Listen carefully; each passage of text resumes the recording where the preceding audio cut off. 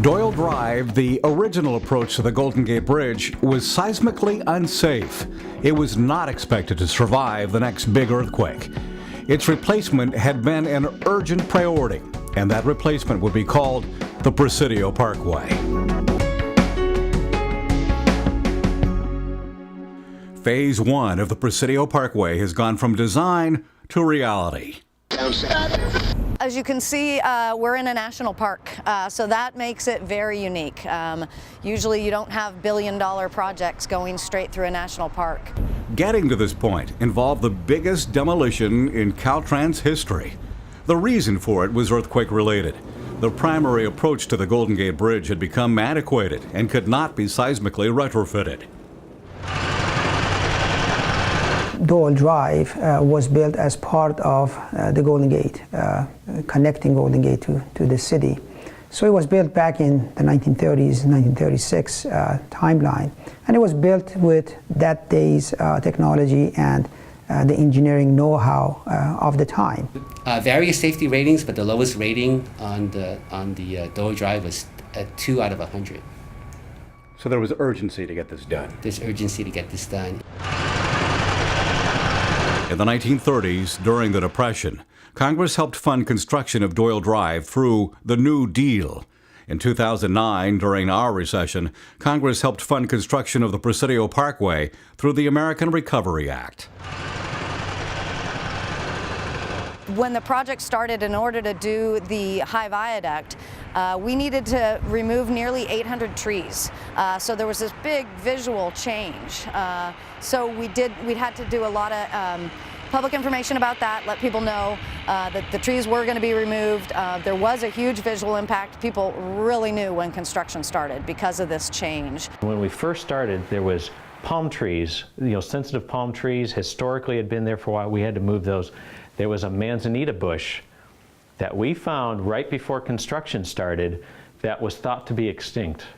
And that was right in the middle of construction. But the sensitivity and the teamwork between all the federal agencies and the state agencies was unbelievable how fast, how efficiently we were able to move the manzanita bush. We had a spaghetti of utilities that had to be relocated prior to any tunneling or any kind of bridge work. This bridge is very unique. It's, again, we're building a new bridge in a national park. All the aesthetics and architectural features of the bridge fit the historic character of the Presidio, which is, again, a National Historic Landmark District. You can see now they're constructing these fins to fit the character of the existing high viaduct. There are only like a handful of them, maybe a half dozen that are the same size. All the rest of them are custom made to very, very tight tolerances to fit into the formwork. Okay. And they're heavy. The largest one, I believe, is close to 4,000 pounds. As you can see in the video, they're lifting them by crane. They have to fit them exactly where they need to be in the formwork.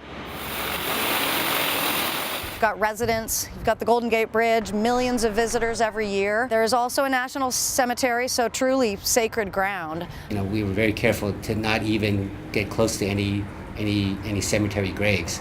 So we partnered with the Veterans Administration, which of course they manage the National Cemetery that's just to the south of this excavation work. They allowed us, with permission, to install tiebacks within their right-of-way. That helped us enormously. That enabled us to speed up construction. We're here at the west end of the southbound Battery Tunnel looking eastward. What we're seeing is the excavation of the tunnel. They're approximately now at this end 80% complete. We have about another 10 feet to go to the tunnel bottom.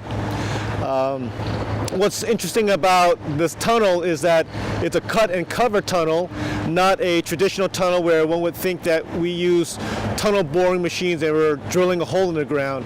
What we're doing is just basically trenching down fairly deep, about 50 to 60 feet deep, and constructing a roof over the tunnel.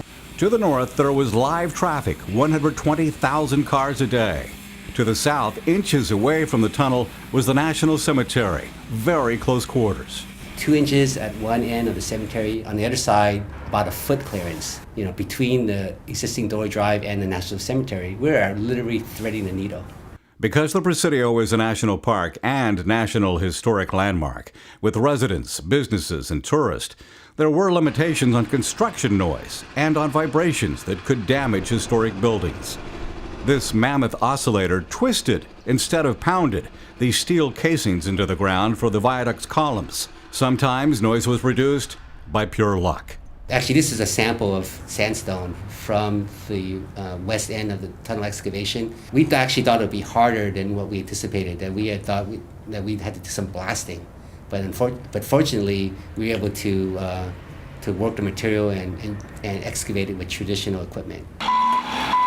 The adjoining Ruckman Bridge had to be rebuilt for seismic safety too. Highway 1, we closed over 20 times that connection between Highway 101 and Highway 1. There's two long-term ramp closures that it's just the only way the project could get built. So again, you had to do thorough public information so people understood they are going to be closed for a long period of time. And then if the public understands why, they understand we're putting together a big project and it's going to take some inconvenience to get there, but it's worth it in the long run.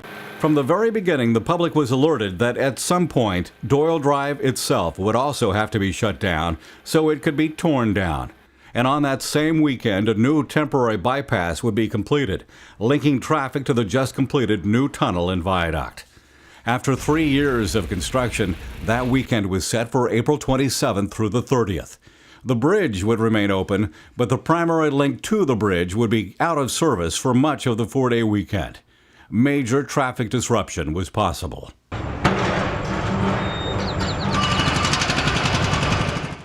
This is going to be the loudest national park that anybody's ever experienced. So we want people to know this is the last weekend of April. The Presidio is not a park-like setting. It is a demolition area.